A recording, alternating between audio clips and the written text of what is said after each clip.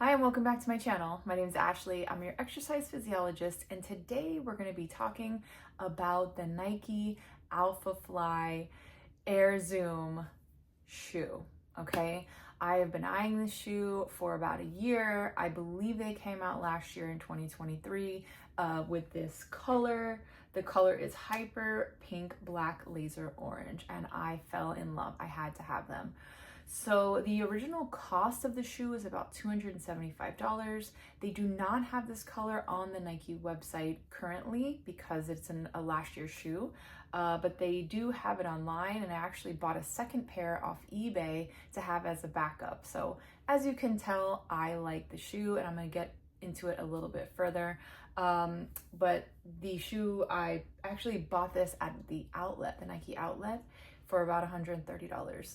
They don't have them there anymore. This was about 3 months ago, but I saw them on eBay just a couple of days ago. So if you're interested in the color, you could probably find them there, okay? So you wanna size up half a size in these. That's my recommendation. That's what the website says. So I'm usually a size 8.5. These are a 9 women's.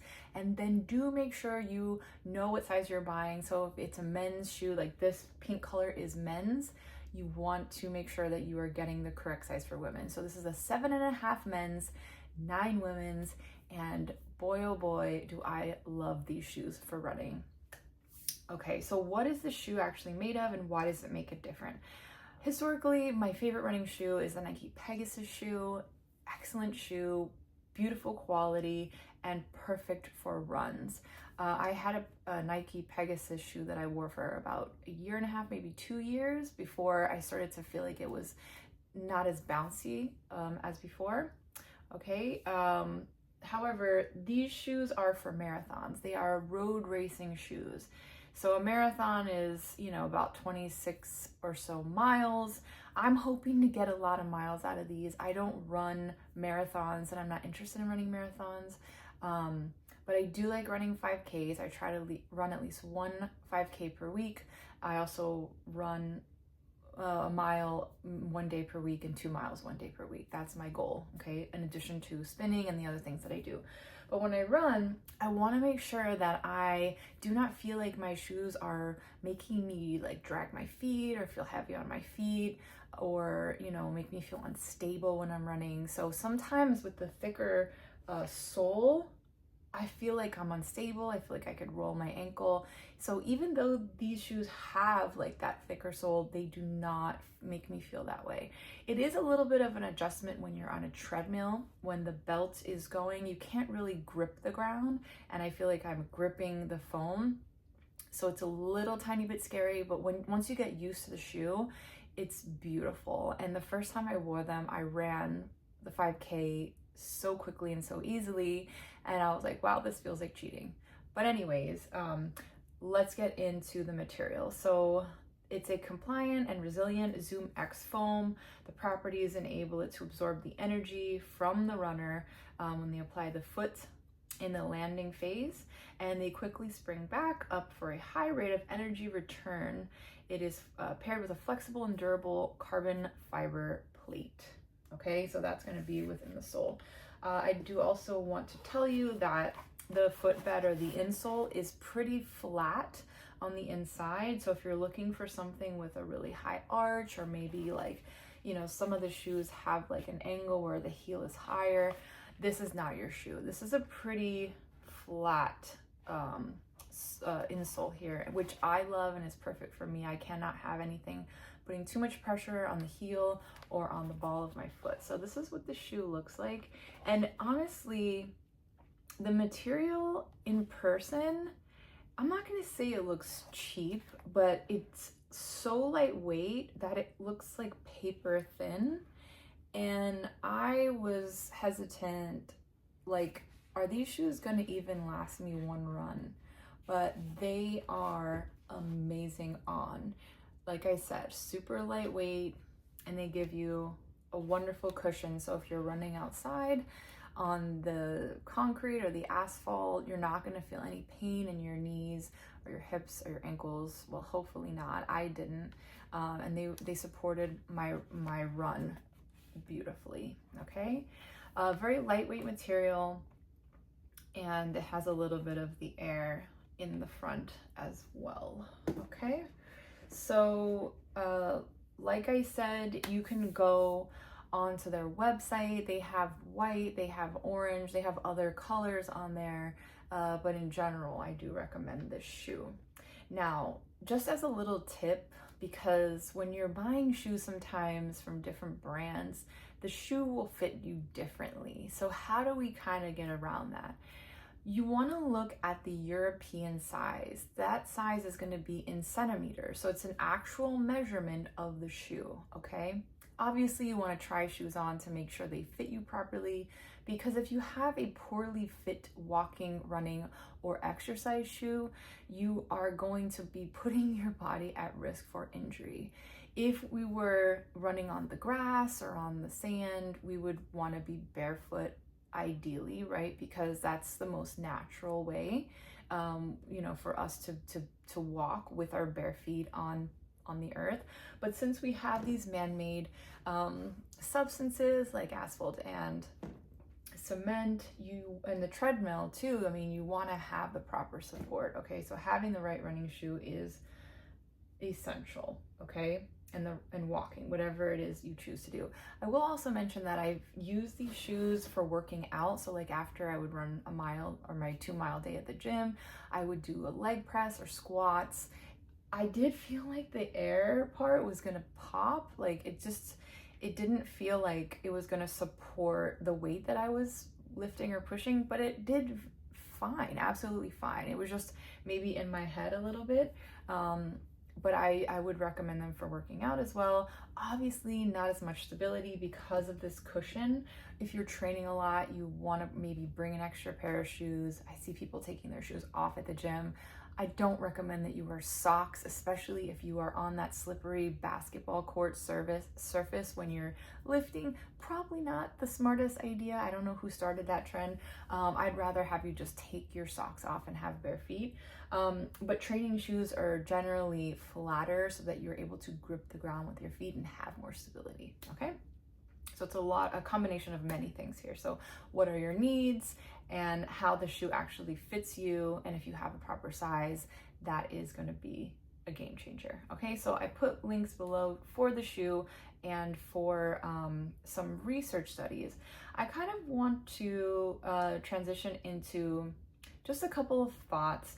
I've had some questions at work, and just kind of like throughout my own workouts, pondering what our limitations are. And I know I've talked to you guys about this before, but I had some more thoughts on it. Knowing your limitations, when should we push ourselves and when should we pull back, okay? So this translates into your fitness life, your exercise routines, and also in your day-to-day life. It's no secret, people are dealing with so much stress, anxiety, this high cortisol addiction, I believe, in their lives. I mean, I'm looking online and I'm seeing like teddy bears for adults now that vibrate to help you sleep and have less anxiety. So I'm really thinking this is like widespread, like this is happening a lot to us adults. And cortisol is a hormone that is natural in our bodies, but we want to have moments and time of solace and relaxation and recovery so that we can come back to life stronger and be able to be resilient. So cortisol levels are highest in the morning, and that correlates in certain studies to anxiety levels, which anxiety, you've heard me talk about before, isn't necessarily a bad thing. Anxiety gets us up in the morning. It keeps us, going to our job. It helps us to have that like pep in our step, okay? So, but it has to be utilized and understood in its context and used properly, okay? So cortisol levels are highest in the morning. Okay, there were 2 studies that I wanted to recommend to you. And so why do I talk about cortisol? Cortisol, if we have chronic cortisol in our body due to, just chronic stress levels, maybe exercising too much and not having enough downtime or recovery time, because exercise is a stress, it's a good stress, it's called eustress, but it does produce cortisol. So this study in 2018, analyzed cortisol levels, okay? And in individuals 19 to 23 years old, it found that cortisol affects balance, which I found to be very interesting. So if we have this high cortisol state and it's chronic, it can affect our balance as well as our anxiety levels, and we don't want to get into that bad anxiety. Another study in 2004, I know this is an older study, but I found this the results very interesting. So within this study, they found that peak cortisol after exercise during the recovery period was highest 30 to 90 minutes after exercise. This was after volitional exhaustion.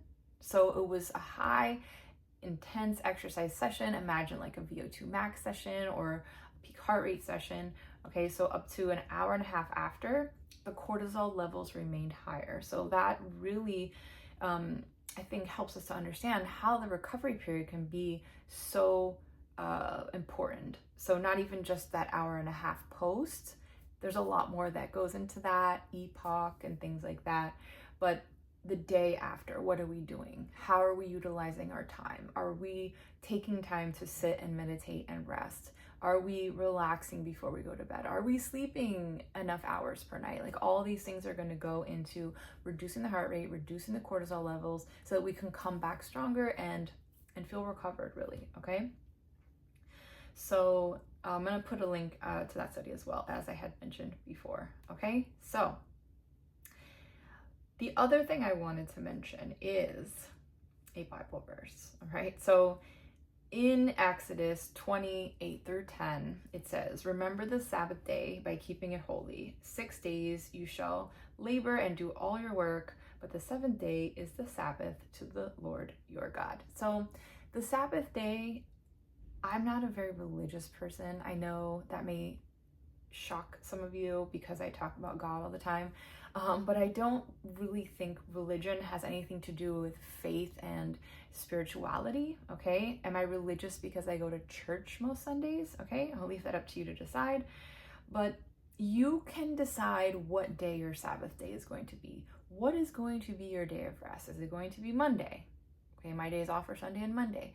Having one day to just do nothing, don't plan anything, just sit around, lay around, have a purposeful day. Say you're gonna wake up late, you're gonna talk to God or practice your faith, you're gonna focus on your breathing, maybe doing some stretching, maybe go for an afternoon walk, but you're not planning anything that's gonna create stress in your life, okay? And only you know what that stress could be caused from. So if you're an introverted person, planning to hang out with people on your days off may be stressful for you, and you have to just know yourself in that way. So really regulating, our periods of rest and knowing ourselves enough to know what raises our heart rate and what causes stress. And sometimes we go through periods where we are dealing with something internally that may create a stress that may contribute to a stress response, say, around other people. For example, so if we're having increasing stress at work for whatever reason, okay, it can not even really be bad stress, just, we're super busy, we feel like we're going, we don't have a minute to ourselves, and then that kind of creates this cycle. I feel like it's like the Tasmanian devil, like just going, and then you have to be settled to be able to rest. So then maybe on the weekend you need to kind of isolate yourself, be calm, rest, and things like that. If you had a moderate week and things weren't as stressful, maybe hanging out with the friends would be okay, or would be, different. And really that's just knowing yourself, okay? What is the goal? So why even think about pushing ourselves or not pushing ourselves? Like, what is the goal here? Okay, so you have to know what your goals are. You have to know what you're trying to achieve. I think a lot is misunderstood because of fear. You know, we may be afraid sometimes because, you know, there's so many unknowns. We only have one life. We have to get everything in. We have to take advantage of the time that's given to us, which I agree with. But we also have to plan those times of rest to be able to have endurance and to persevere in life, okay? If you know me well, you know that I'm kind of like the queen of overdoing things. And so I've learned that rest is so important, and that's why I wanted to share it with you guys. I love exercising. I love challenging myself, you know, going on runs. I love cardio and I love my strength training, but it really helps me personally to grow and to attack things in my life with a fresh and positive perspective, as opposed to being reactive or taking things personally. I'm able to get things out in exercise that I wouldn't normally be able to get out otherwise. You know, going out and drinking on the weekends, people just kind of like trying to numb themselves to deal with the stresses of life, whether good or bad. You know, it's just that high level of intensity all the time.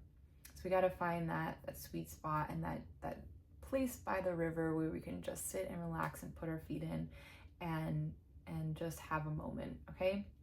Remember, God is always with us. He's always there for us. It's our decision to talk to him and to commune with him. It's our choice to step into that zone with him to find that comfort and that rest. And then after that, exercise is always there, okay? And if you had a tough week and you're thinking about what meal you're gonna have on the weekend, I'm guilty of that sometimes. I do, because I like having a cheat meal. But instead think, what is my workout gonna be this weekend? I'm gonna get all my stress from the week out on this workout. I'm gonna challenge my body, because we're only really working against ourselves, right? We're gonna maybe run a little bit longer, or get our heart rate a little bit higher, or we're gonna, you know, stretch a little bit further, stretch ourselves or stretch our body. So exercise is always there for us to go to and to run to see these small changes and the small progress, or maybe large progress, and we don't have to take it out on other things, okay? So God first, and then taking care of our health and wellness is going to be so important in just mental health and wellness. You guys have heard me talk about this many times, okay?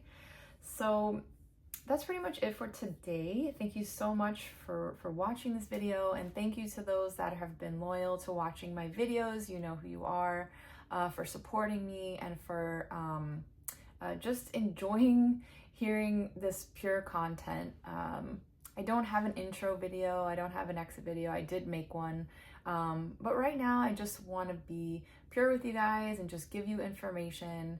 I usually skip through people's intros anyway. I don't know if you're like that. But anyways, check out the shoes, try them, go to the store, try them on, maybe try them for your walks or runs. Let me know what you think. You can write a comment, like this video, share it with your friends, and I'll see you guys in the next video. Have a great week. Bye.